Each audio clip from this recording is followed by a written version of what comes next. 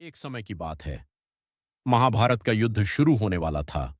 कुरुक्षेत्र के मैदान में दोनों सेनाएं आमने सामने खड़ी थीं। एक तरफ कौरव, दूसरी तरफ पांडव। लेकिन उस समय सबसे बड़ा योद्धा, सबसे महान धनुर्धर अर्जुन अपने रथ में खड़ा था। लेकिन उसका मन कांप रहा था। उसने अपने सारथी कृष्ण से कहा, हे माधव, ये कैसे युद्ध करूं मैं? सामने मेरे अपने गुरु, मेरे रिश्तेदार, मेरे मित्र खड़े हैं। मैं इन्हें कैसे मार सकता हूं? उसकी आंखों में डर था, दिल में मोह था और दिमाग में भ्रम। तब श्री कृष्ण मुस्कुराए और बोले, अर्जुन, यह शरीर नश्वर है, आत्मा अमर है। तुम जिसे मारने की सोच रहे हो, वह कभी मरता ही नहीं। उन्होंने कहा, जो हुआ वह अच्छा हुआ, जो हो रहा है वह अच्छा हो रहा है, जो होगा वह भी अच्छा ही होगा। कृष्ण ने अर्जुन को समझाया, तुम्हारा अधिकार केवल कर्म करने में है, फल की चिंता करने में नहीं। यही गीता का सबसे बड़ा सार है। सोचो, आज हम भी अर्जुन की तरह हैं। हम भी डरते हैं। अगर मैं फेल हो गया तो लोग क्या कहेंगे?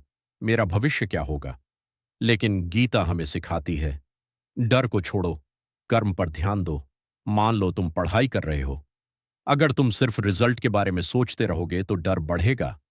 लेकिन अगर तुम सिर्फ मेहनत पर ध्यान दोगे तो सफलता अपने आप आएगी। कृष्ण ने अर्जुन से कहा, हे पार्थ, उठो। यह समय कमजोरी दिखाने का नहीं है, यह समय अपने कर्तव्य निभाने का है। उनकी बातें सुनकर अर्जुन का डर खत्म हो गया। उसका मन शांत हो गया और उसने धनुष उठाया। अब वह युद्ध के लिए तैयार था।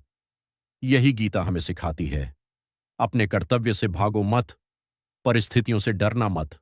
खुद पर विश्वास रखो और बिना रुके आगे बढ़ते रहो।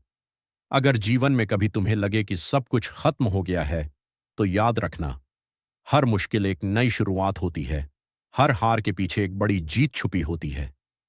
कृष्ण कहते हैं, मनुष्य खुद ही अपना मित्र है और खुद ही अपना शत्रु।